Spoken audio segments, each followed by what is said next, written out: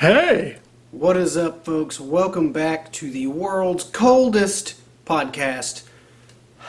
You see my breath? I can see my breath. Anyways, it's only cold because I'm cold, and I happen to spill the beans on anybody's information that they don't want out because I don't give a fuck. Anywho, let's dive right into it.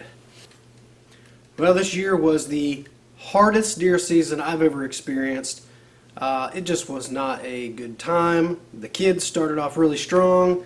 Asa, Mila, Colton, and then Jax finally in December. They all got their first deer ever.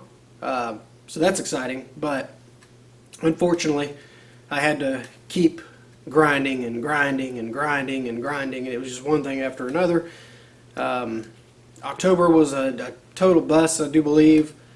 The start of November, I seen snake bite, and almost got him, but I was just being too cautious, and he got out of my window. It's about 40 yards, so it's kind of a stretch anyways. I don't really like to shoot that far on big mature bucks, but it is what it is. Walked out of my life, hardly on camera since then. A lot of the bigger bucks, I heard some gunshots early October, like mid to late October, we'll say, and yeah, just single rifle shots on big properties where there's no house, and one on each side of me, and just so happened that two of the bigger bucks from earlier in the year and from all of last year never showed up again. So whether it's poaching or not, either way, the bucks never showed up again. That property, I already had issues at the very beginning of season with finding a people trail. The neighbor had sold their property, a new person had moved in. They didn't talk to any of us, didn't talk to the landowner, just made their own trails all around my tree stand. It covered 3 to 5 acres of the ground, and it was literally, it couldn't have been a worse spot on the property for someone to come in right before deer season and mess it up. And basically what they did was where the deer were bedding, they started walking into our woods and made trails all over that, and that ran the bucks completely off the property, and the only ones that were sticking around, like I said, disappeared. And the end of season, like all of November and December, there just wasn't bucks. Last year I had a good amount, and maybe it's crop rotation, maybe not, but it's not looking good at the time. 2025 now, so I'm worried this season's going to be as bad as 2024. I hope not. I'll probably slowly drift from hunting that place very often if that's the case. If it just stays bad and I can't get it back, if the bucks don't show up on camera and the action's just not there, then I won't be either. Simply because I can't waste my time. It's too valuable. Pretty much my time has to go to all of our tags. It's not just my tags and my time. It's my time and our tags. So whatever I'm not hunting, I'm either trying to, put Tiffany on or put the kids on. So, usually if I've got deer that I'm not trying to hunt, I'm trying to put them on them if I have that spare time. And usually I do, because that's what I do. I try to fill all our tags. I just want all of us to go have a good time with the kids to kill deer. Mila had a lot of trouble in 2023.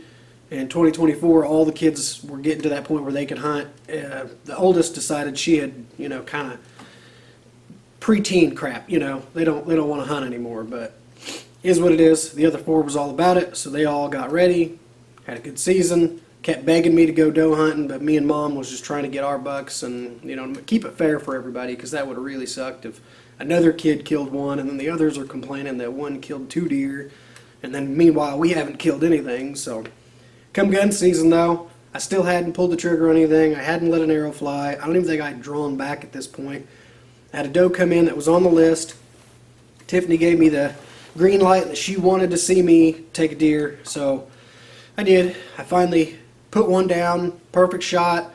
She went 30 yards, piled up, the whole 30 yards she was piling up, and done, dead, gone, meat in the freezer. We've already ate a quarter of that deer at least.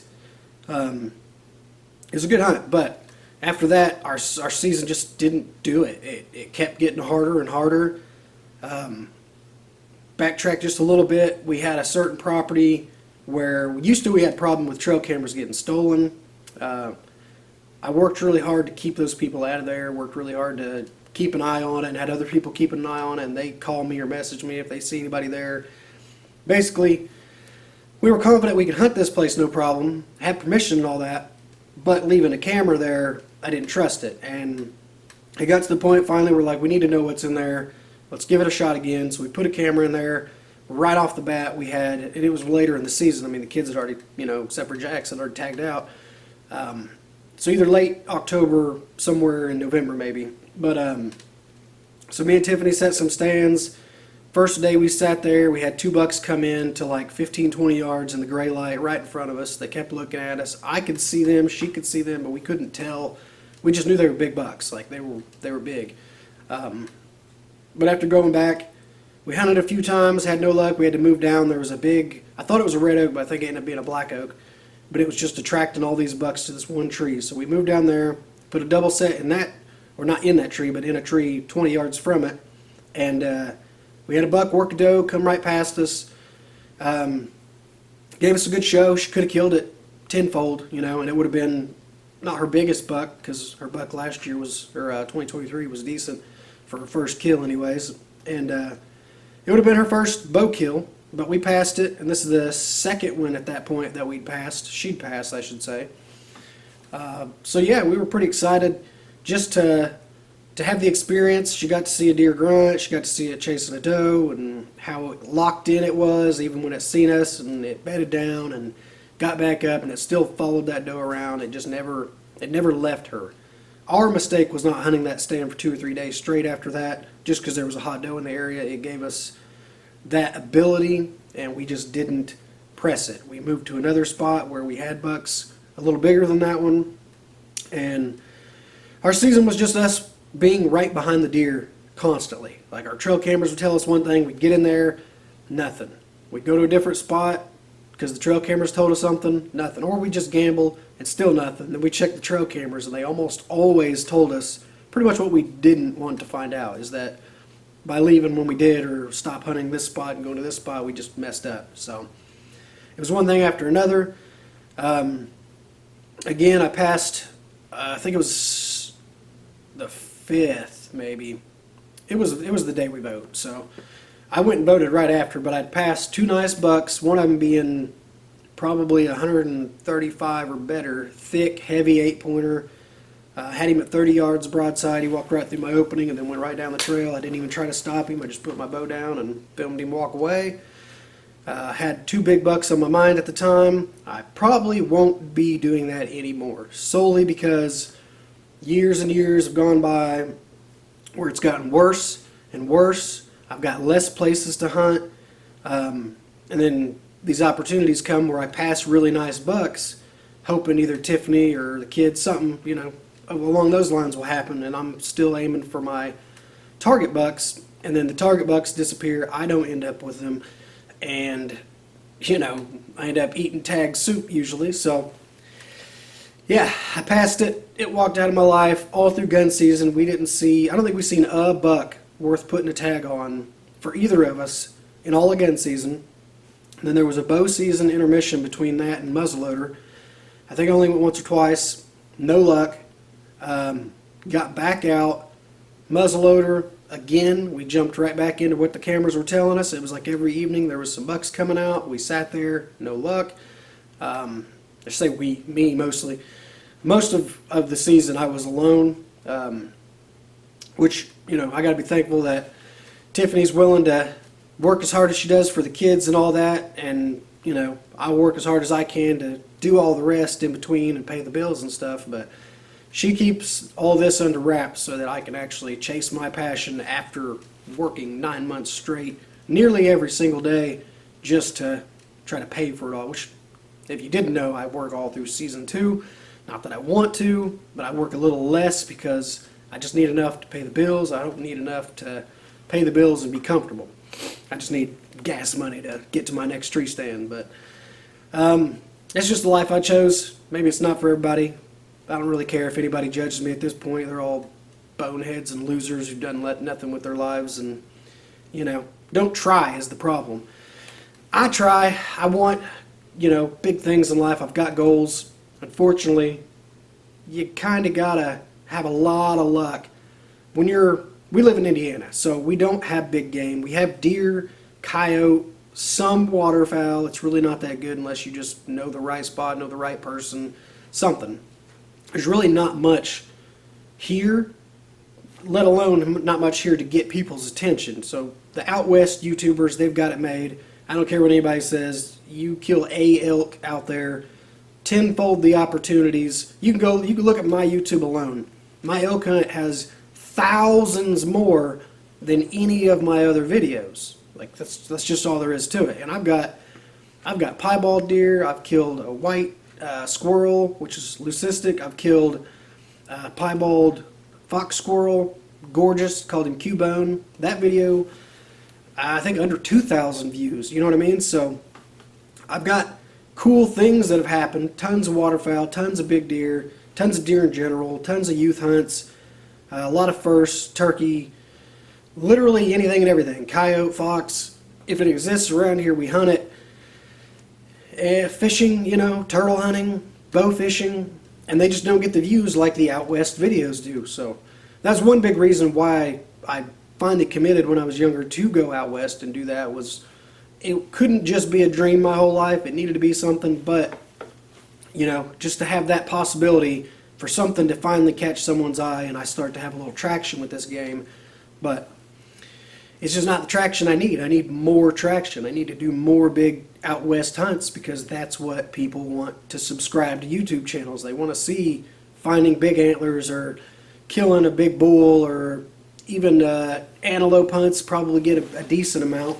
I don't care for antelope all that much. Personally, I heard you have to be really fast with the meat, so that already sucks because I'm big on not spoiling meat. I try my best to get the meat home and for us to be able to consume it, not just because we paid money for it, but because, it's an animal. You took its life. You might as well do as much as you can, outside of taking little scrap, maybe not cutting the little riblets off or something.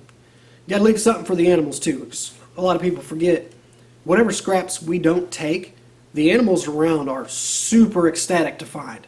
Whether it's the birds, whether it's the fox, the coyotes, the other scavengers, the rodents later on, all these animals still need sustenance that they don't have to chase down all the time. They can't just always eat an animal that gets sick and died. That's not exactly healthy. But if you killed a super healthy animal and you took as much meat as you could, and you leave the bare minimum on that carcass, they're still going to be happy. So I don't have a problem with rib meat. It's not, especially with whitetail, there's really not much there.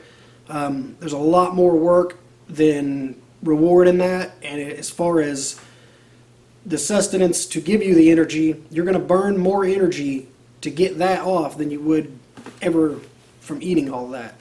So, like I said, I don't care. That's on you. Some people even go as far as like the liver and such. I've not yet personally, maybe one day, but my dad didn't do it that way. I've never had deer liver. I have never known a single person in my life to ever cook deer liver around me or talk about it. I've seen it on YouTube, and that's it. So you're talking one person's taste palate is going to tell you if it's good or not. It'll at least tell me if I'll try it. If I watch a video that's like, because I've watched a couple, it's like, maybe I'll try it. They act like it's really good, but it doesn't look appetizing. It doesn't look like a good solid piece of meat. Even heart has got its own kind of thing. Of course, that was me cooking it. The wife, she's not cooked much heart, if any, so far that I know of. I've got several frozen in the freezer, deer hearts, just to give them a shot. But like I said, in the past, I've had deer hearts, and they were kind of almost chicken livery, I want to say. But again, that could be just the way it was cooked. So, yeah. But back into deer season, shit was tough. After I passed that deer, crappy gun season, crappy muzzleloader, the very last Saturday of muzzleloader, I get in there. I must have been running later than I thought I was, and I threw it was real cold, so I threw all my thick gear on. Obviously, it's like a fat suit. I threw this on. I had my bibs on underneath that with multiple layers underneath that, safety harness, all that, and I got to get up in a climber. I get there, I get all the way up, I strap my camera arm up, I put my camera on, I start to screw in the GoPro, and I hear something coming. Seen that coming. But I hear something coming, so I freeze. I'm just looking. I'm like, I can't pull my gun up because I don't know where it's at. I know if I start pulling it up and it blows, I'm just going to be mad at myself for, making a rookie mistake. So I'm just trying to figure out where it's at first. And it's just so crunchy and loud that it sounded like it was 20 yards, like right there. And it was gray light, so it was so hard to see. And where it was just happened to be the thicket that was behind my tree stand. So I'm struggling. I'm trying to see this deer. I can't get it on video yet, obviously. There's a lot of this out there in my video, but there's also a ton that didn't make it because there was no light to record. So while this is happening, I'm still trying to pick him out. I start to see the shadow, but I can't tell what deer he is. I can't even tell that he's a buck for sure. I just know he's walking like a buck. He's weary like a buck. Something's bucky. And then I hear something behind me. I look over my shoulder, and here comes the 10-pointer, who originally I wanted Tiffany to kill. And he has a little dagger on the inside of his left beam. So just a clean, not perfect 10 because he had that dagger instead of his ninth or his 10th point, but really cool frame deer, especially that late in the year. We were both just like anything at this point I'll be happy with. And we worked really hard, or I worked really hard to get a shot. I couldn't get a shot. Like I said, the 10-pointer comes in. He comes right to my gun, pretty much 5-10 yards from it, just doing the deer thing, and he could still hear and see that other deer like another 30-40 yards past us, and he ends up working back around me and goes right to that deer, and the whole time they're just kind of looking at each other. So I'm like, all right, this is my opportunity. This is where I'm going to be able to pull this up. So that one buck starts to go away. The bigger buck, which I assumed was bigger, I didn't know, was looking at him, so I started pulling up behind the tree here, pulling up like this. When my gun starts to spin on the rope, and I think my barrel or something was coming out of the other side of the tree, just enough that it caught his eye, and he just got weird, and he kind of turned a couple times, and he started going down a hill, made about a 20-yard turn, and every little hole I could get my camera in, I couldn't get a shot at him, or I'd pull up, and I had fog on my scope, so I'd clean that, switch to the other side of the tree, couldn't get a shot. He gets through all those windows, and the sun comes up right about then past the trees, and it is just glaring right over top of everything. So you see these yellow and sunspots in the screen, and I have two little bucks come past me. At this point, I know for sure there's 3 bucks within 80 yards and another just slightly off of them. He works his way to them, and all 4 are kind of mingling together, and I'm sitting there trying with the camera to zoom in past the sunlight and get underneath the trees a little bit, because you kind of got to bring your lens in and down to get underneath that sun. And it's still going to have a glare because your lens is bubbled. Well, it's glaring, I can't hardly see. I knew the 10 was in this group, but I didn't know what the other buck was. So I'm trying not to just shoot the 10 on accident and then watch a bigger buck run off or something. Of course, at that point, had the 10 just come in alone, I probably would have been very ecstatic just to take that buck and been happy filling my tag. But so he goes creeping through there. I'm filming. I can't tell which one's which, so I decide not to shoot. A lot of people would have just shot, which is fine. I should have. Old me probably even would have, but filming, I'm really trying my hardest to get good video, to get the right deer on video, and film my tag properly, not wound anything, and so on. So I let him do his thing. He drifted off. I went back and watched the video about 2-3 days later, and I was extremely disappointed to find out that it was the exact buck that came through the food plot where me, Tiffany, and Jax was in the blind, and Tiffany had brought her bow, so she's inside of 30. She's real comfortable. But he was about 34, just on the other side of some tall grass, and just barely cut the corner of the food plot, went into the thicket to our left, and just worked right through it. Never came back through. So I was pretty bummed to find out it was that same deer, because he was a really solid, goofy 10-pointer. I mean, at minimum 130s, potentially in the 140s. Not a giant, but especially late after the season I've had, where the big buck I was hunting for nearly a month of my season, I find him dead at the end of November, which crushed me, because like when you hunt so hard and you get so dedicated and you start to feel like there's an actual chance that I could kill the biggest buck of my life on public with my bow, I was emotionally invested. I worked really hard. I did a lot of paddling. There was a lot of driving, paddling, hiking, everything, just to find him dead. And it was pretty disappointing. I'm hoping, I've never had anybody else come back there. I've never encountered anybody else back there. I'm hoping I can keep hunting that spot. I know after releasing that video, I've heard a couple comments that suggested people might have knew kind of roughly where I was. That's weird that they're trying to investigate so they could try to hunt in the same area, because then you're going to run into me. And preferably, you hunt your spot and I'll hunt mine. It might be public land, but if you're sitting here trying to base it off of my work, me finding it, and you're going to come in and try to hunt it because you know I've found deer, what makes you a bitch? So, if you're that guy, I guess fuck you, or girl, or whoever. But yeah, that's not cool. So, with any luck, I'll be able to hunt that spot and continuously be the only person who's pushing that far. And hopefully, eventually, I'll kill a nice one back there. But so far, in the last 2 years of hunting it, and I guess years ago, my dad used to hunt it and his buddy, but the last 2 years, I've not encountered not one single person. I've not seen a tree stand, not seen a trail camera in this area. I have not seen any sign. There's nobody on trail camera, nothing. So if we're lucky, it'll stay that way, but you know how people are. People are so selfish. They just can't be happy with what they have. They want to take what you have too. It's what it is. I have minimum properties to hunt these days. I don't even really like to go to public because of people like that, but it is what it is. So we'll keep grinding. But to dip back into season a little bit, the deer I started hunting in November, we had 2 big 9-pointers on camera. One was really big, but he was still score-wise smaller than the 2 giant bucks that I'd found and was hunting. So on my spare time, we'll say, when I was hunting with the kids or Tiffany, I kept telling them, any of these bucks you can have, but if that buck comes in, I want that buck. And we never seen him pass. I think we seen him in gray light that day, but we never seen him again.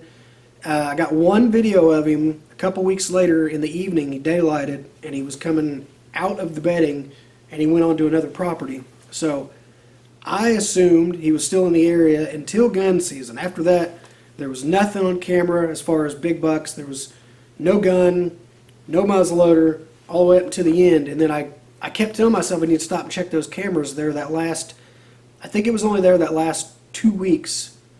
Not even 2 weeks, but the last week or two of season, roughly. And then up until 2-3 days ago, whatever it was, when I went and finally checked them all. And the buck had daylighted underneath the same damn black oak that we put the double set in, amongst 4 or 5 other really nice bucks, and 2 big toms that were being harassed by a red-tailed hawk. I mean, what salt do you need to rub in a wound whenever it's that bad already? Like, it was so unfortunate, because both me and Tiffany, had we went and hunted that stand, would have had opportunities. There was daylight in evening and night of many different size bucks. Nothing except for the big 9, of whatever. But this big 9, especially after seeing him late season, after going through the rest of the season and not having any other big bucks to look at, this big buck stands out. Like, I don't know what I was thinking by even going and hunting anywhere else. I should have been knocking on doors or something, trying to find more properties around this one. But yeah, this buck's, he's solid. So I'm going to put the work in. I'm going to hopefully, I'm working on 3 properties right now where I'm going to try to get permission where I think he might be, because I want those antlers. I doubt I get them, but I want them. I think it'd be killer to have that set. And if I can keep him around, I think there's a really solid chance this October that I'll have an opportunity with him. But it comes down to, will he show up? Will he survive until then? And can I pull it off? He's huge. Might be my biggest buck by then. We'll see what he blows into. I think he's going to be a hammer. I think he's going to be a big mainframe 10. Probably 175, 180. I hope. But that's the only giant that I still have on camera. And that's amongst every property that, if you guys are fans, if you watch the show or the videos, whatever you want to call it, if you've watched it, you know the kind of bucks I've encountered on these properties over the last couple years. And this one's wider by far than any of those. I think he's going to be an absolute giant, but I don't think I'm going to have the opportunities like I did 2023, because 2024 was already worse. 2025 can only get worse. Everybody got cell cameras. They managed to figure out their target bucks, and they either killed them all or who knows. We did have about a month of dry weather, so I will be searching the creeks whenever I start to shed hunt, just to make sure in my mind that I've done everything to prove that either the bucks got killed by someone else or somewhere else or something. I just don't want them, I don't want this to be completely unknown. I want to go in, I want to find antlers. I want to go in and actually get these bucks back on camera, but it don't look good. I had 4 or 5 older bucks disappear total. This isn't like Lee Lakowski. I was actually watching I think it was a podcast the other day, but it was him talking to some other people, and he had mentioned on one of his properties he had like 50 bucks over 5.5. 50 bucks over 5.5. These people don't even hunt near the same level that we're hunting. When you have 50 deer over 5.5 years old, that means you have 100 deer 3.5 and 4.5 at least. So you got 150 targets plus, amongst all the does and whoever knows what else. These people have got it made. Yeah, obviously they've worked really hard. That's their life. I want that to be my life. Eventually I want property that I can manage and eventually have 10 5-year-old bucks. You know what I mean? I don't even know. Doing the math in my head, there was maybe 3 or 4 5.5 plus bucks that I ran into on camera and in person this year. I don't even think I ran into him in person. To take it back, I ran into one buck that I'm 100% is at least 6.5. That's it. Other than that, I got some on camera and I didn't have the luck in person. So there was a lot of 3 and 4s that existed. I think I ran into the 8-point and the 10, both of which are 3.5 to 4.5. I don't know for sure on the Goofy 10 because that I know of, I don't know him from the past. The other buck, I did know him from the past. He's for sure 4.5 at least. So it is what it is. I'm not trying to complain. I'm just trying to put it in perspective that people like me, and I'm sure many of you, do not have giant farms managed for deer. You probably don't even have grandpa's farm that just keeps people out and you have a couple deer. A lot of people are just grinding it out on public. A lot of people are grinding out on the 5-6 acres they got or the 20 acres they got, or, I've got, my property is probably the smallest I hunt, I think. It's 5 acres, and then my neighbor has 9 he lets me hunt, which they're attached, so, it is what it is. It works around other properties, though, so there's people's properties between our properties, and it's just not ideal for big bucks, let alone, it's not ideal for deer, let alone big bucks. I was lucky to get that little button buck, spike, whatever you want to call him, the last day of season. I would have killed anything. It could have been a spike. I would have very happily put my buck tag on it. You have no idea. Like, I'm not a trophy hunter like that. Like, I am a trophy hunter to an extent, but I'm a meat in the freezer guy first, and then as season goes on, my standards will get lower. Like, I want a giant. Every fucking year, at the beginning of the year, I'm like, I want to kill the biggest buck of my life. By November, it's lowering. By December, it's way lower. And by the end of season, I'll shoot a spike. I shot what I shot. I don't care. Like, the freezer's getting full. That's number one for me. I don't want to give money to the government and get nothing back. That's the majority of the time anyways. So we want, something for our conservation efforts. And I passed a lot of deer. For those of you who don't understand conservation, people like me, we pass tons of deer. More than half of those deer will get killed by someone else pretty much in that season. So I'm basically leaving deer for other people by not being that redneck who goes out and just shoots every deer that walks in. I pass tons of deer. Like, I would say at least 30 to 60 deer minimum every year. I pass, let them walk. Whether I ever see them again or not, who knows? Who cares? But at the end of the day, I'm doing my part for conservation. I'm trying to get older bucks or older does or mature animals. At the end of the season, obviously, I'll fill the freezer. I want meat in the freezer. I'm a carnivore. I'm not willing to go to Walmart and spend hundreds of dollars for the same amount of meat that it's going to take me for a little effort and whatever the tag is nowadays. It's been doubled since it used to be, but now it's, yeah, that's a good point, by the way. Used to, your tag, I think, was $24 a tag. This is local. It's obviously not non-resident, which I already thought as a kid growing up, this is a wild animal and this is stupid. They make so much money in so many different ways off conservation. If we all added it up and the numbers were sitting right there in front of us, then no one could lie about what they're doing with what. But until then, and until everybody gets on the same page with realizing that the government, no matter what branch it is, are not on our side, at the end of the day, this is what happened. So muzzleloader came in. I wasn't having the best season. Switched up and told Tiffany, hey, I'm going to get you a tag. The goal is you kill anything you want. I just want you to be able to kill something. She does so much work with taking care of the kids, keeping the house as nice as we can get it with the kids. You know, there's 5 freaking kids running around. It's a lot of work. And between the two of us, she definitely does more with the kids as far as that aspect. Those fine details of keeping a home, that's her. So I was like, you know what? I want her to kill something. I don't care if I kill something at this point. And yeah, we just didn't have the luck. But here's what happened. We were going to buy the tag online, and it was like a $3 or $4 extra fee just to buy it online, which is the only way you can buy them anyways. No matter where you go, it's still online, no matter where. So on top of the 38 or whatever it is, it was going to be in the 40s. So we're like, what? That's stupid. It's the principle for me. Just wait till we go to town and get it when you go to town. So she had to go to town either later that day or the next day. Goes to town.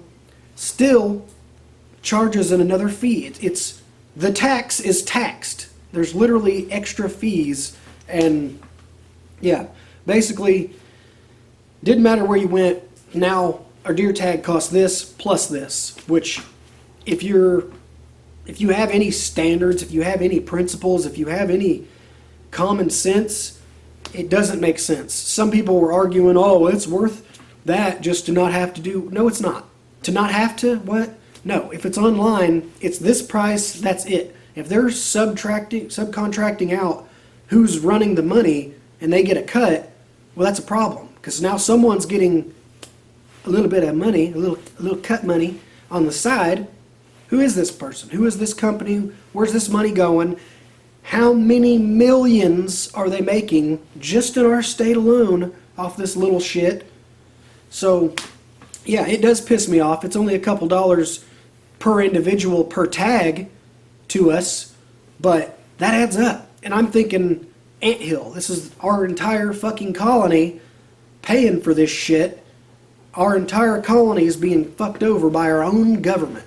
So, again, I told you I wasn't going to get much into government, but I am still me, and I will still bring up issues. And that is an issue. If you have a problem with that, you can go lick your balls or lick someone else's balls. Whatever you faggots do, I don't fucking care. But you're not going to sit here and tell me that I just need to come up with more money. It went from 24 to nearly exactly double, let alone the additional fee. It's not okay. That's a problem. I used to tell, and here's the thing, a lot of old timers, when they heard that they were going to raise the prices, they were like, I'm not buying a license anymore. They're like, the hell with these people. Other people, they were just like, well, you know what? It's what, $20 more or some shit?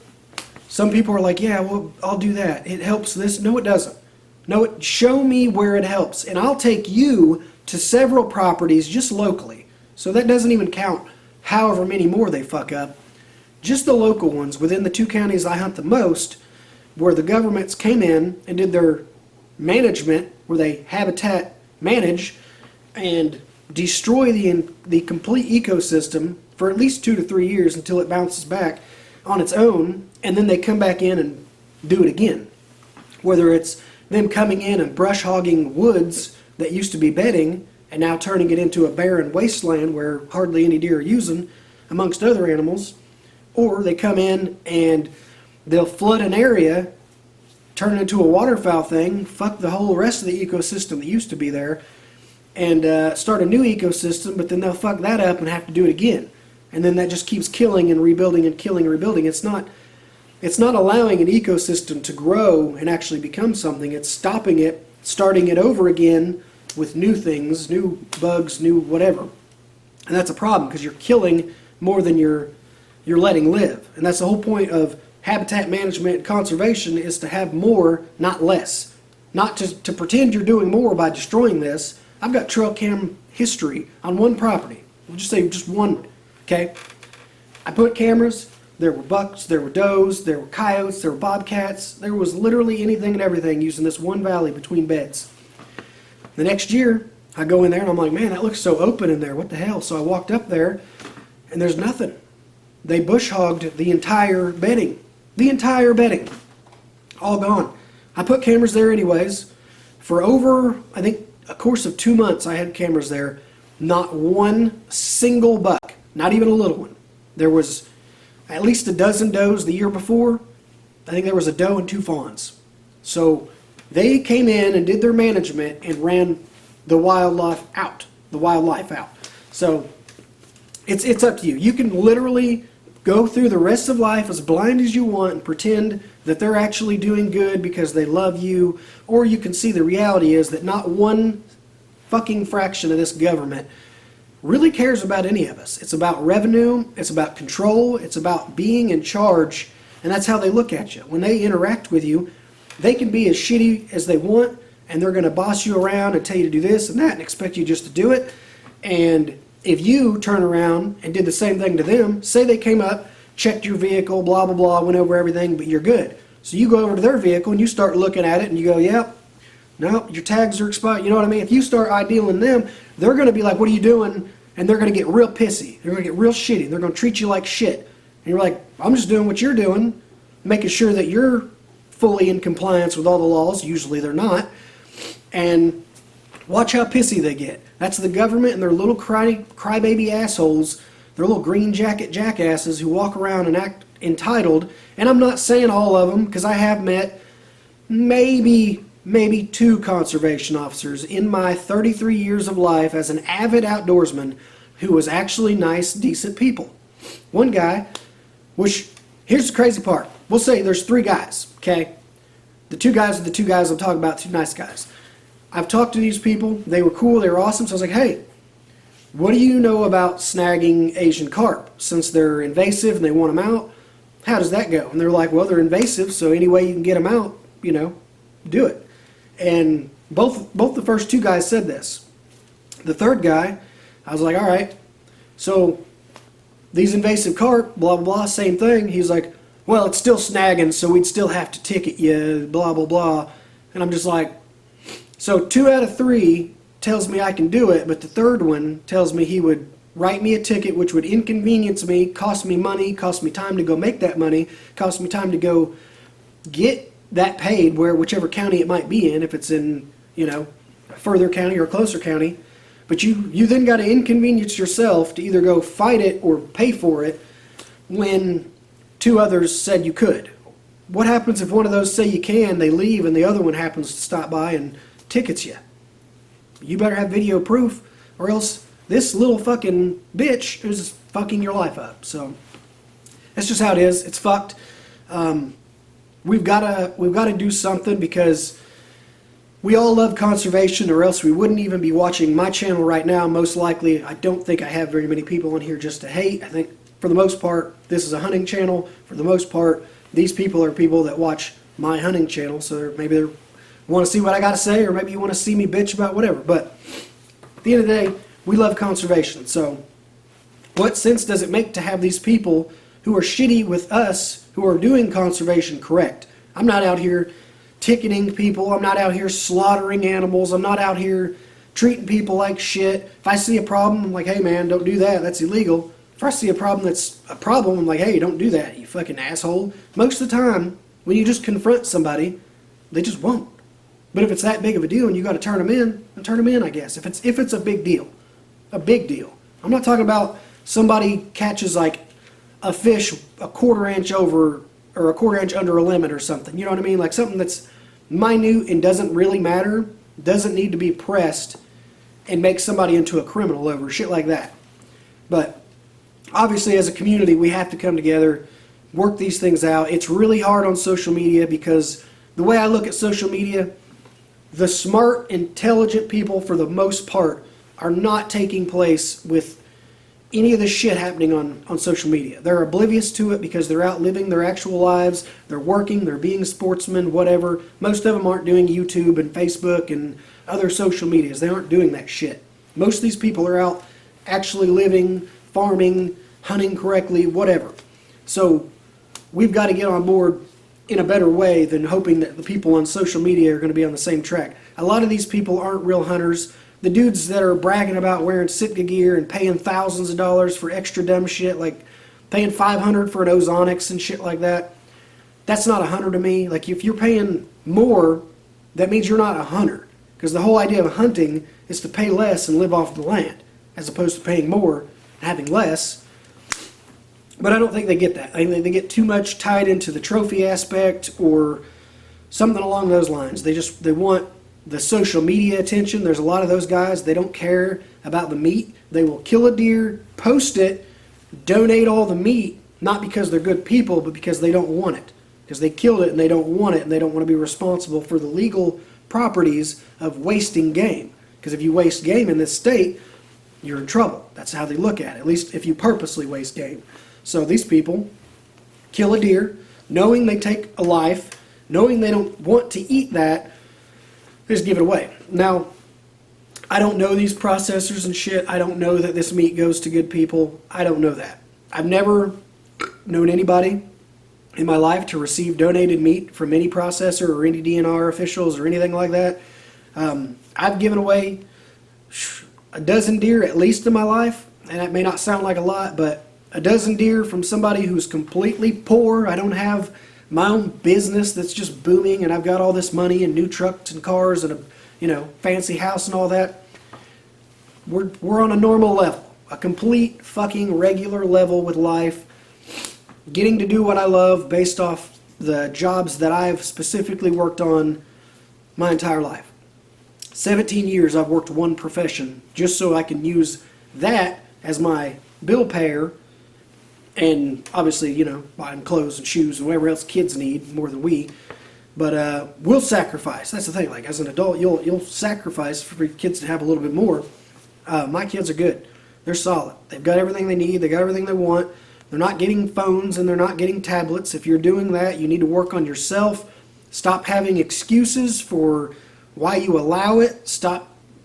Honestly, so many parents will put a tablet or a phone in their kid's hand to shut them up so that they can sit on their tablet or phone and also shut up, but separately. They don't want to interact. These people aren't playing. These people aren't going out of their way to go sledding with their kids anymore. I just don't see it like I used to. There's a few people. But here's the thing too. Because we went sledding. This year has been tough because for the first time in a long time, we actually have some snow sticking. This is like week 3. So the problem being it started to melt and now it's ice. So you really can't sled on it or you're really willing to get hurt. Like you're asking for it at that point. But we went and there was maybe 3 other parents had brought their kids. And this is a big, big public area. A lot of people know about it. And you can tell people have been there for a couple days, but we're out here in the boonies. We couldn't even get all the way up to town to go sled this place. But it's a big hill, so we were excited to finally get there with the kids. And there just weren't people. There just aren't people taking their kids like they used to. And then one of the dudes didn't say it to me, but he goes to his car and mouthed off something to Tiffany, which she was with Jax, who was coughing up a fit and we were about to leave. But saying we were bad parents because we were sledding with our kids. All because they were also sledding but on tubes. Apparently, if you sled like a normal person, you're a bad parent and your kids could get hurt. Oh, boo fucking who, you crybaby bitch. We used to ride bikes without helmets. We built fucking wooden and dirt ramps. We'd ramp into the creek to swim, which is like 4 foot deep, not the safest, but we didn't give a fuck. You're an idiot. Like, don't ever comment on anybody else's parenting if you're not willing to throw hands with them. If that dude had said it to me, I'd have probably knocked him out. Don't ever mouth off about kids having fun because you're having fun slightly differently.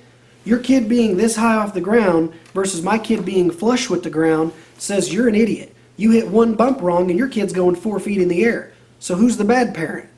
Maybe the guy who doesn't know physics. Anyways, while we're roasting dumb bitches, figured I'd get that bitch out of the way. But yeah, people just aren't doing it. They're not going out. They're not sledding anymore and having real lives. They're acting like they do, and they claim they do, and people pretend that they do this and that with their kids. But when you do it just for pictures or you do it just for a minute, you're not really doing much. You're not. It's just plain and simple. You're not parenting. That's why so many people take this tablet, shut up. Take this phone, shut up. Go play these games, shut up. Go do this and be quiet. Dude, we didn't have that. We didn't. I think we had a PlayStation 1 when I was really young. I was the youngest of 3 siblings. 2 older sisters and my mom played this game more than me. We had Wheel of Fortune, Need for Speed, and Mortal Kombat. It was the 3 games that came with it when we bought it. And I was a Mortal Kombat guy. My mom was Wheel of Fortune. And my sisters were Need for Speed and Wheel of Fortune and Mortal Kombat because apparently they just go good together. But yeah, we all completely went separate ways in life. Like every way you can imagine separate. My mom supported Biden and all that dumb shit. She watches The View so they don't get any information that matters. It's just emotional lies and bullshit, narrative press bullshit. And then my sisters, they were kind of on the same fucking gig where it's like it's a mentality. And you'll see this a lot. I'll say it many other times, I'm sure. People like that are the enablers. They're the ones who enable shitty people to fuck anyone's life up, whether it's a sister, a brother, a cousin, whatever. They enable that person to fuck everybody's lives up. They just give them excuses. They give them a house. They give them, or no, I won't say give them a house. They give them a room in their house. Y'all know people like that, enablers, making all of our lives slightly harder when it can be avoided by simply parenting correctly. All you have to do is stop babying the dumb fucks and everything will be better. It's that simple. But my mom's not one of those people. She's always going to baby women over men. She's always going to favor women over men. She values their opinion over ours. The full spectrum. 100% treats me different than she treats my sisters. We barely have any interaction. And this is coming from a person who used to call me just to meet me in places to ask me for advice because she didn't know what to do. If you got to ask me 10 years ago for advice and you think I'm wrong now, that just means I'm so far past your intellectual ability to fucking process this shit. You just can't. They just can't fathom that you're, here or there, wherever the fuck they are. Somewhere in the abyss, thinking that we didn't just go through hell for 4 years.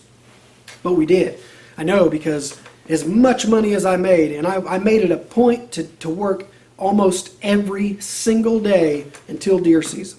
Which, like I said, I still worked through deer season. But almost every single day, I sacrificed my whole summer of waiting. I think I went maybe once or twice at best. And that's saying something because I used to go at least once a week, minimum. And yeah, but that's what you got to do. We as modern Americans that had to deal with Bidenverse for the last 4 years and aren't lunatics, we went through it. We suffered through it. We came out. I'm not saying we came out better. We just came out not stupid. We definitely came out with the ability to see through most people's bullshit. If you still can't see through most people's bullshit, you may be on the wrong side of this game. Not to say it's a game, because it really isn't, but people have been playing it like a game. So it is what it is. I'm super ecstatic that Trump's back. I'd say within the next 6 months, every fucking one of us are going to feel better, even the ones who are throwing a fit right now, acting like he's doing the most horriblest shit by saying there's only two genders. What the fuck is wrong with you?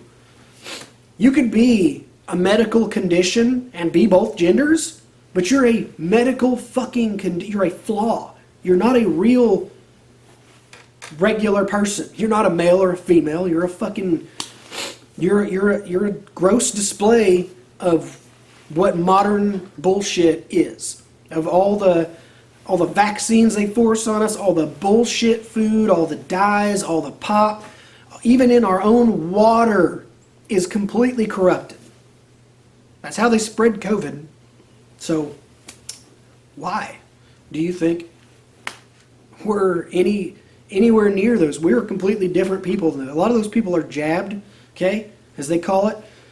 So their days are probably numbered anyways, which is the saddest shit to think people thought they were saving themselves and the exact people that they thought were helping them were actually doing worse than they were if they just left them alone.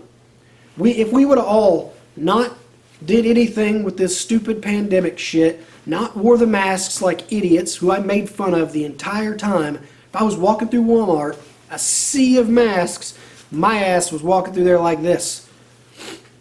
I didn't give a fuck. Say something. I got so many stares, and now I look at those people, which I did then too, and I'm thinking, wow, you are fucking retarded. You're a loon. You believe anything you're told. I believe what I see. I didn't see people dying.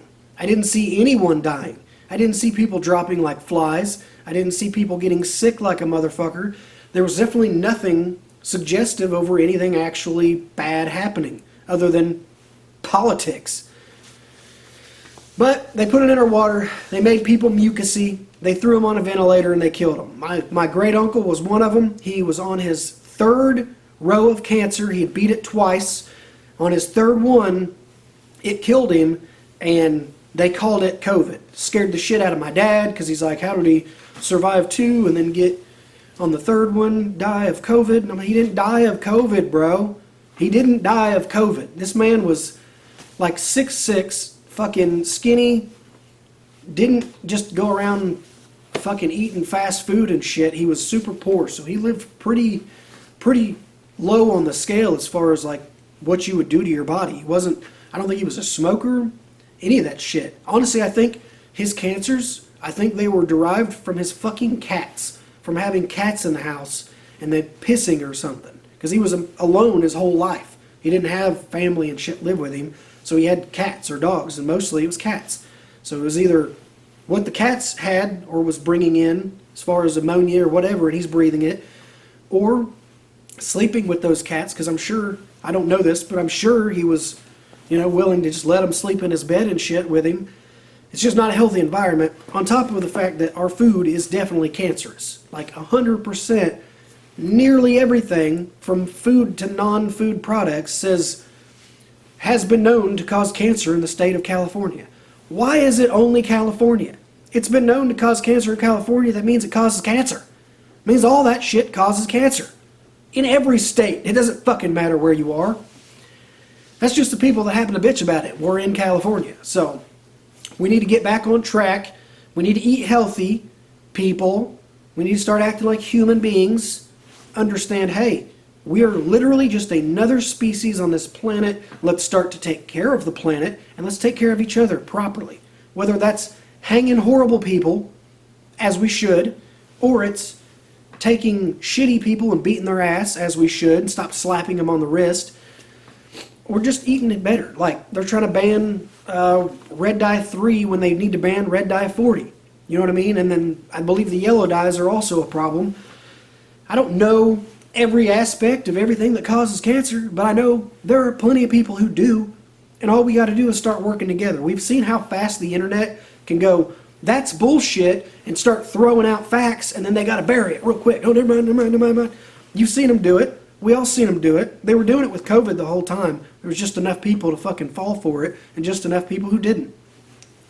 Problem being, people died who didn't need to, like my great uncle, who had cancer. He probably would have beat cancer again had they not threw him on a ventilator and say he had COVID and let him die, because he didn't have kids. He didn't have a wife. He didn't have family that was going to immediately be there. He had us, and my dad's his nephew, who we only seen him here and there because, like I said, he's his own person. He was just a hermit, more or less. And that's the kind of people they targeted. That's where they got their numbers. That and all the people that were, athletes that were just suddenly dying from the shot, not from COVID. People that were just seizing out mid-conversation, like that comedian, or hundreds of athletes who just had heart problems. The list is all out there now. 4 years later, it's all out there. Everything everyone said that was bad about it came to fruition. We're all right. So, it's up to you. Do you want to be a sheep? Do you want to believe the government? Do you want to believe the conservation government? Because it's the same fucking entity. It's the same people who take all of our money from property tax or cars, whether it be the insurance shit. That doesn't just go to that company. That's the government's getting a slice of that. So you got insurance, you got license plates, you got fucking registration, you got your driver's license. What else? I mean, there's multiple things on each little thing that they grab money from. That's just one aspect. They took all that money, they just give it away to other countries. They just give it away. You're suffering. We had to raise this, this, and this. We had to raise all these prices. Oh, deer tags weren't enough. Waterfowl licenses aren't enough, and fucking permits and, stamps and all. They're not enough, so they raised them all, yet they gave all the money away. How many billions were given away that, if you did the math, was half the price of the shit that they doubled? So they double this and just take it here. They didn't give it to conservation and do better.